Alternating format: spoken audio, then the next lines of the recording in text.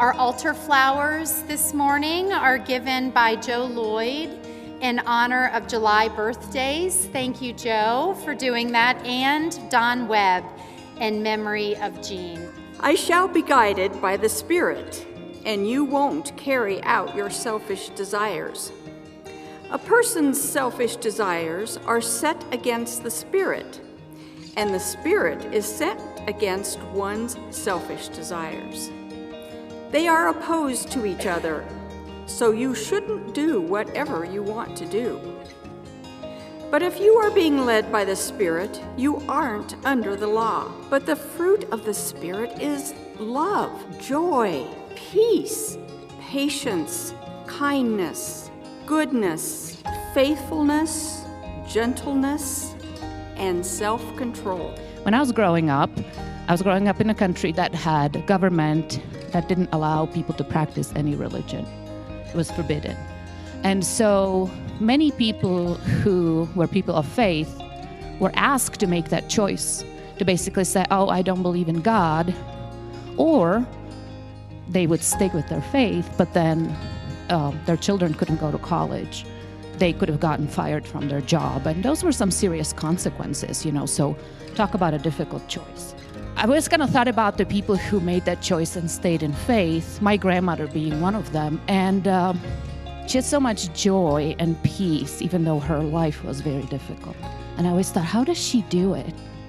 And as now I'm finally, hopefully, old enough to understand, that's because she made the right choices. So that is a pretty strong one, and I hope that none of you ever have to make a choice like that. But if you do, the good news is that you're not alone. And Paul says, see, everyone now, through grace, has access to know of this God.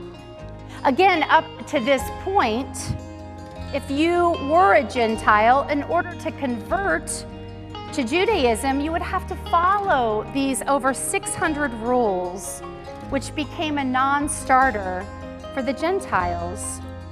And Paul in Galatians 14 says, as the law has been fulfilled in a single statement, love your neighbor as yourself. In other words, Paul is saying it's not about the rules, it's about love.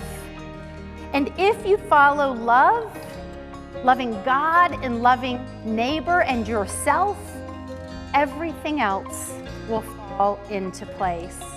In the 80s, there was a tagline among legalist Christians that said this. Some of you may have even remembered this. Don't smoke, don't drink, don't chew, and don't hang out with those who do. But see, as I said last week, I believe we are to be about love and grace. As I said last week, who wants to come to church and feel worse than when they got here? Our job as Christians, our job as followers of Jesus, is to live into this particular fruit of the Spirit. As Jana said, it's much easier to take some of the other ways of life, the ways of division, of hurt, of pain, of hate. And here, the fruit of the Spirit says, it's the way of love. See, when the fruit of the Spirit of love permeates our being, I believe we are changed. We are different.